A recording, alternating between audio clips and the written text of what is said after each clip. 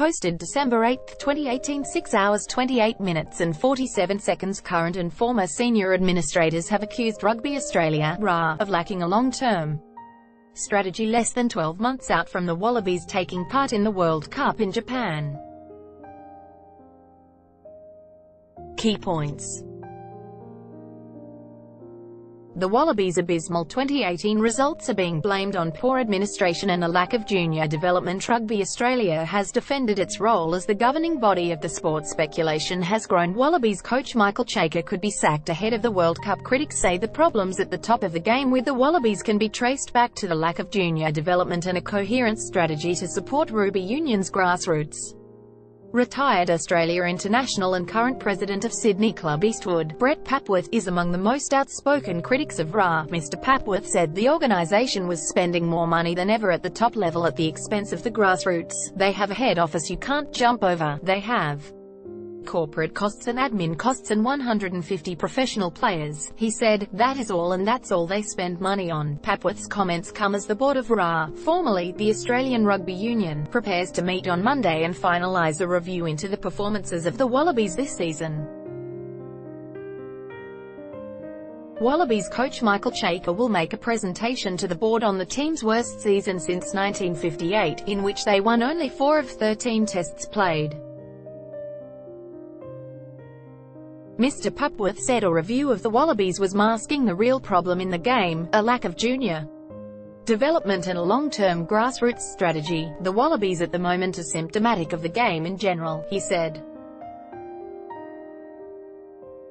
That is a claim disputed by RA Chief Executive Raelene Castle. There absolutely is a strategy to develop, Ms. Castle said. Rugby Australia is delivering products that are capable of making rugby or sport that's attractive to young people. We've got Foxtel Touch 7s, we've got a 7s product and we've got 15s. What we've also got is a product called Get Into Rugby, which enables school-age children to try rugby for the first time. Ms. Castle said the latter initiative had seen 70,000 new boys and girls take up the sport. Aussie rugby at its lowest point for many years. Ross Ryan is the chairman of Canterbury Rugby Union Club, which plays in Sydney's sub-districts competition.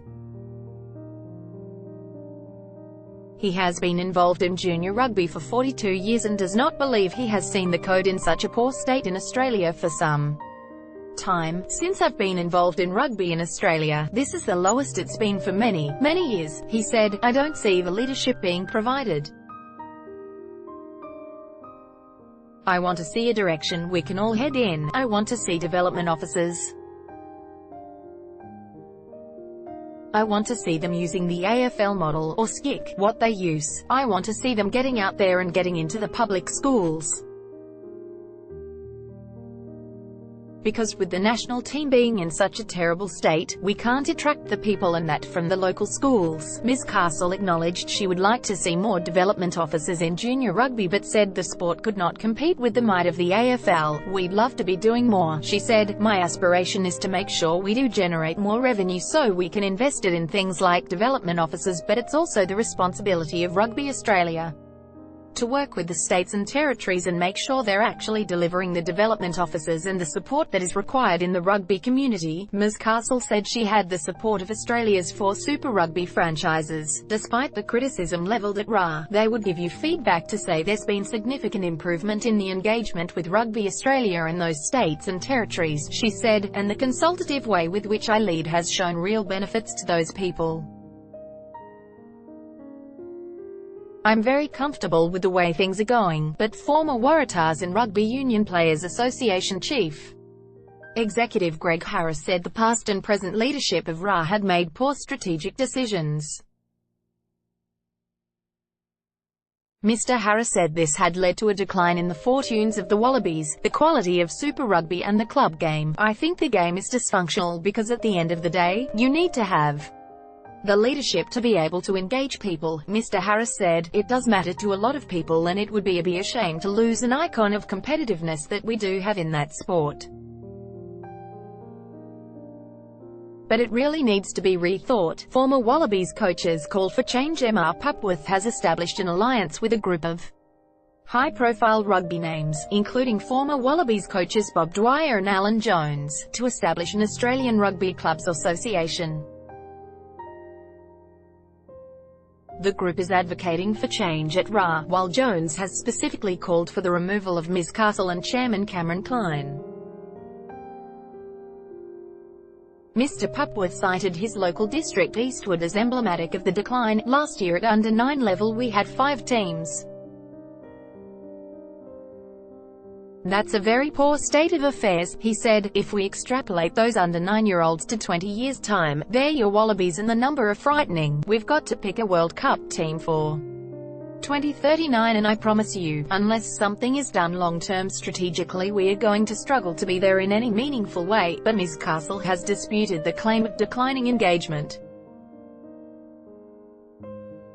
She said participation rates were steady and even improving in some areas, highlighting RA had spent $9 million on community rugby this year. We're seeing very stable participation in the boys and 15s game. She said, we've seen a growth in the ACT, Queensland and South Australia in our 15s, so our traditional 15s product, so we're really pleased with that. But also in the girls' game, what we've managed to do is attract an enormous amount of new numbers of girls who want to play contact, be it 15s or contact 7s, but also in the touch 7s product. Rugby Australia needs to invest long-term. The Wallabies will play in the Japan World Cup next year.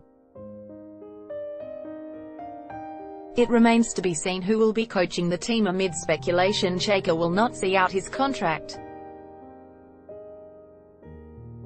But while media attention will focus on the top end of the game, Mr. Papworth and Mr. Ryan want a focus on the bottom. It does matter because a lot of us are very passionate about it, Mr. Ryan said. A lot of us think it's the greatest game of all. A lot of us have put our lifetimes into it. We do it because we love the game. Mr. Papworth's message to the RA board ahead of its meeting on Monday was clear. Please listen to rugby community and invest long-term, he said. Topics: Rugby Union, Sport, Australia.